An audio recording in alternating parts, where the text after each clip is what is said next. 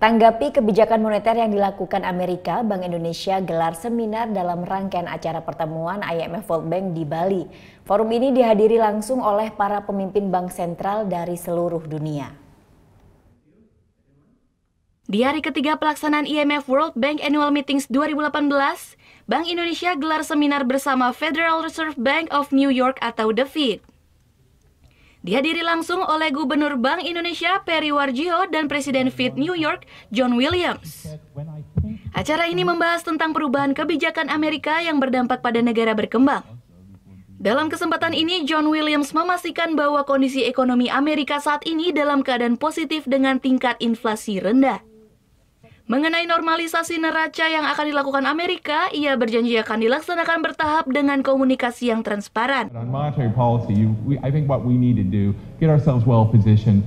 Whatever may come, we can adjust to that in a way that I think, again, that we can explain, talk about, and have dialogue over that. Menanggapi hal ini, Indonesia melalui Bank Indonesia akan memastikan daya saing pasar keuangan Indonesia akan tetap menarik. Pertemuan ini dihadiri juga oleh para pemimpin bank sentral dari seluruh dunia. Diharapkan forum ini dapat membantu sinkronisasi kebijakan ekonomi internasional. Gita Natalia, Andi Setiawan melaporkan untuk NET. Oh yang beneran? Iya, oke. Nah, udah kan nonton beritanya? Jangan lupa di-subscribe, di-like, dan juga di-komen ya akun YouTube dari Net Bali. Terima kasih udah subscribe. Yang belum, jangan sampai lupa. Di sebelah sini nih.